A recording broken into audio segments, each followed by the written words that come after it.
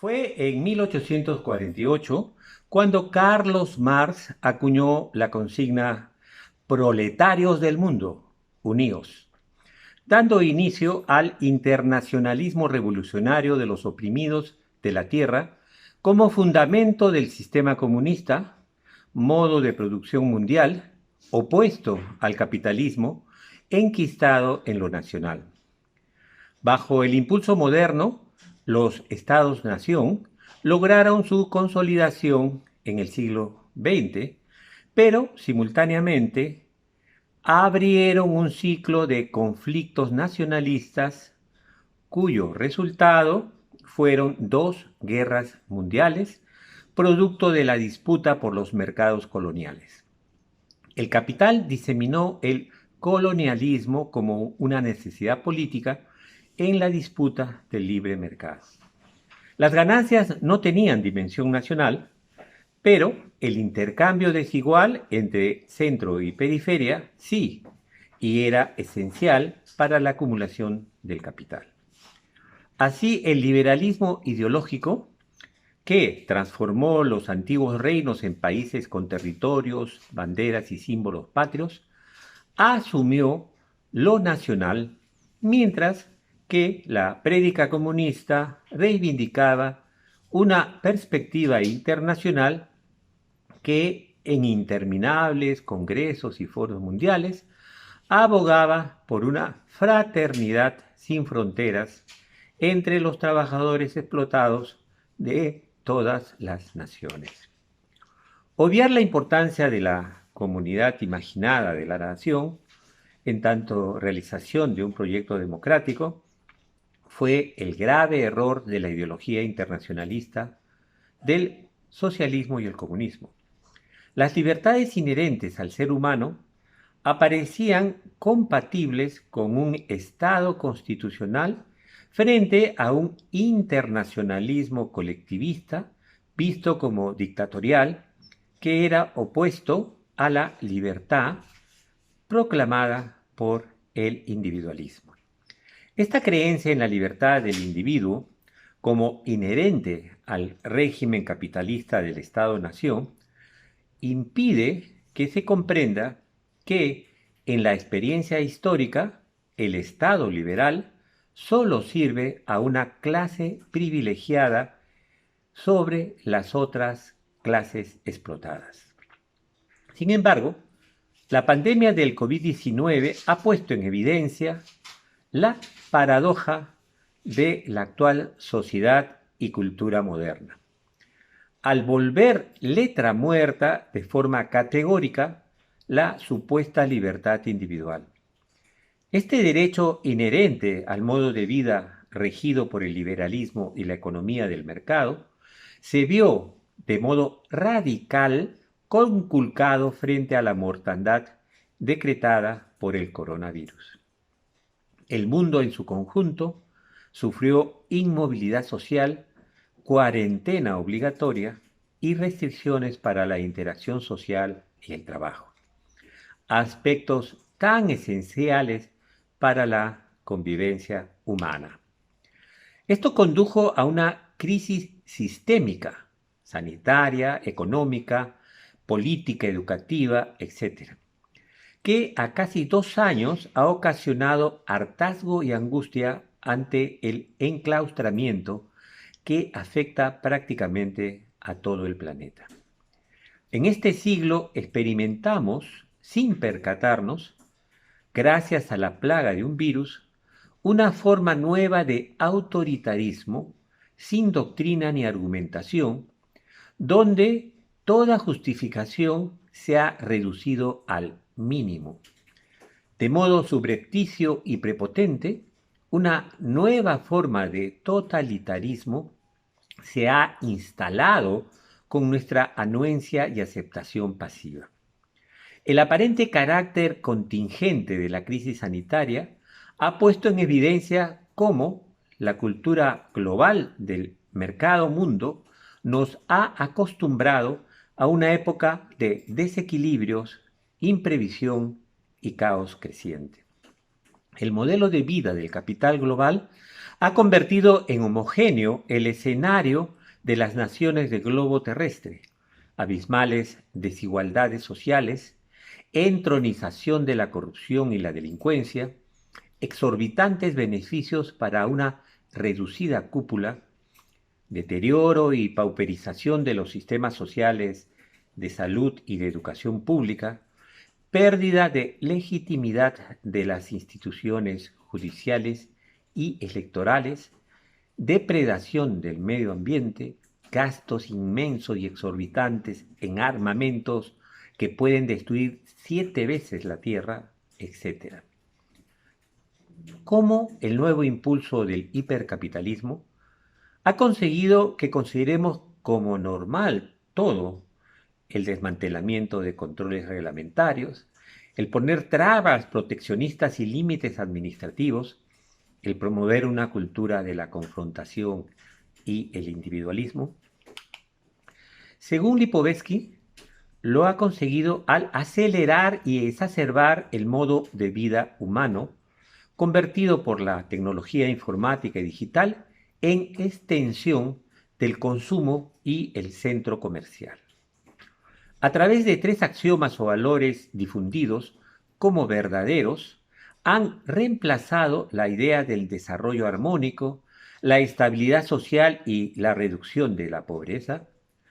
Estos criterios coincidentes y dominantes son el hiperindividualismo, que libera al individuo de las ataduras comunitarias; la hipertecnificación, que universaliza la técnica informática y digital; y el hiperconsumo como forma hipertrofiada y exponencial del hedonismo comercial.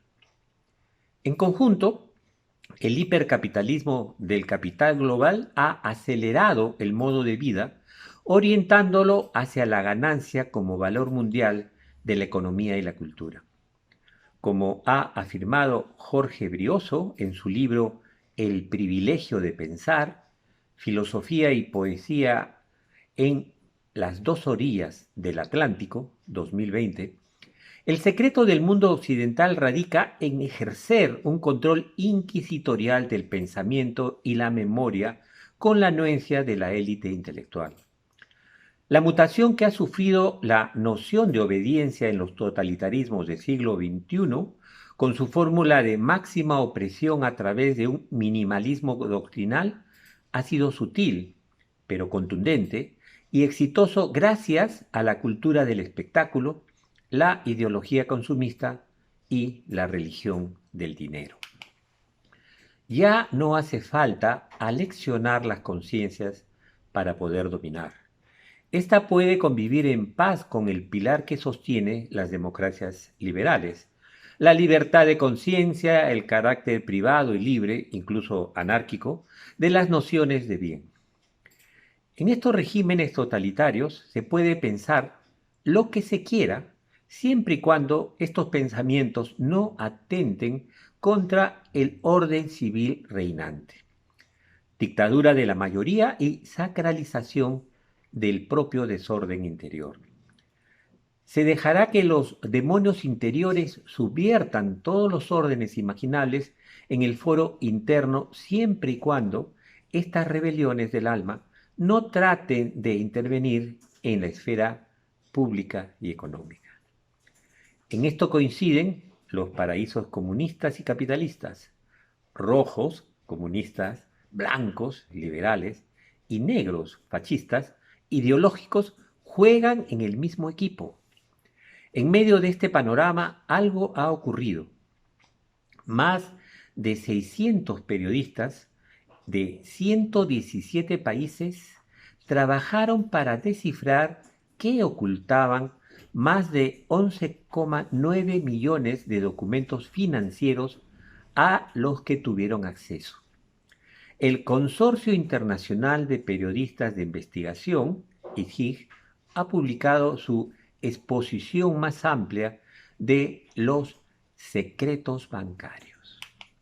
La investigación recibió el nombre de los papeles de Pandora porque como en el mito griego, al descubrir su contenido, se ha mostrado a los ojos del mundo las ganancias exorbitantes de la corrupción delincuencial de cuello y corbata que aquejan al mundo entero. Una de las conclusiones es que la maquinaria del dinero ilegal y fraudulento opera en cada rincón del planeta, incluidas las democracias más grandes del mundo. Entre los principales jugadores del sistema se encuentran instituciones de élite, bancos multinacionales, bufetes de abogados y estudios contables, con sede en Estados Unidos y Europa. Según los papeles de Pandora, los bancos de todo el mundo ayudaron a sus clientes a crear al menos 3.926 empresas en paraísos fiscales con la ayuda de un bufete de abogados panameño.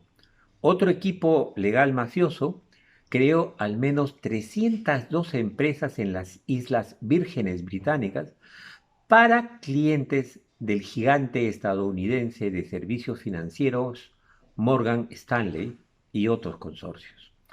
Los archivos filtrados exponen los secretos financieros y trámites fuera de la ley de 35 actuales y antiguos presidentes, más de 100 multimillonarios y más de 300 altos funcionarios públicos, como ministros, jueces, alcaldes y dirigentes militares de más de 90 países. Entre múltiples casos se dio a conocer los del ex primer ministro británico Tony Blair y su esposa Cherry, el del primer ministro de la República Checa, Andrej Babis, que está a la espera de ser reelegido esta semana, que movió 22 millones de dólares a las compañías ilegales para adquirir una propiedad en Francia en forma desapercibida.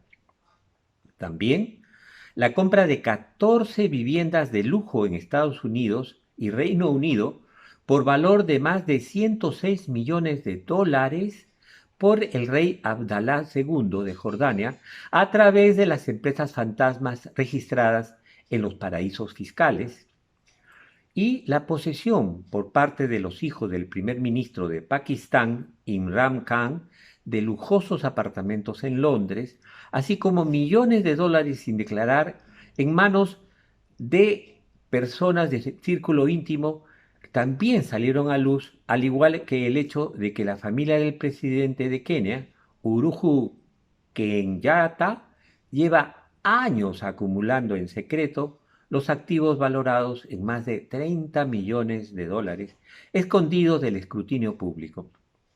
Entre los políticos y expresidentes latinoamericanos aparece Pedro Pablo Kuczynski, acompañado de Sebastián Piñera de Chile, Guillermo Lasso de Ecuador, César Gaviria y Andrés Pastrana de Colombia. Es decir, esta mafia de cuello y corbata opera en forma internacional en todas las lenguas, pero siempre fuera de impuestos y leyes. En conclusión, los 800.000 millonarios y los 200 millones de privilegiados, integrantes de los sectores económicos altos que gastan más de $110 por día, constituyen la denominada lumpenburguesía o los tiburones de cuello y corbata. Ellos han borrado la diferencia entre lo legal e ilegal para estructurar una internacional del liberalismo. Es decir, protegen y respaldan sus fantásticas ganancias sin importar para nada cualquier nación, incluyendo la de su origen o adscripción, gracias al control de los medios de comunicación social, una tecnocracia política servil y una intelectualidad académica, artística y científica funcional a la cultura del espectáculo y el consumo evasivo. A diferencia de la internacional comunista y socialista, que sueña con llegar al paraíso de la fraternidad, la solidaridad y la cooperación de la humanidad total, sin ninguna diferencia de lengua, creencia, género, edad, etnia o biotipo, en armonía con la naturaleza, Esta internacional del liberalismo nos vende que estamos ya en el paraíso. Por eso para ellos, quienes ven el calentamiento global, la depredación y contaminación ambiental, el incremento del narcotráfico y la violencia, la creciente brecha entre los poquísimos que tienen muchísimo y los muchísimos que no tienen nada, son agentes del comunismo mundial, terroristas interesados en destruir la libertad, la democracia y el paraíso del mercado libre y el consumo.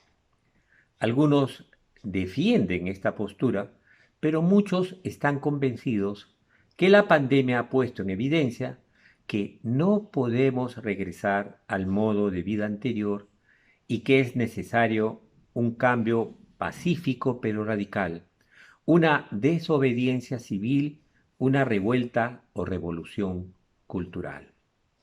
¿Y tú? ¿Qué piensas al respecto?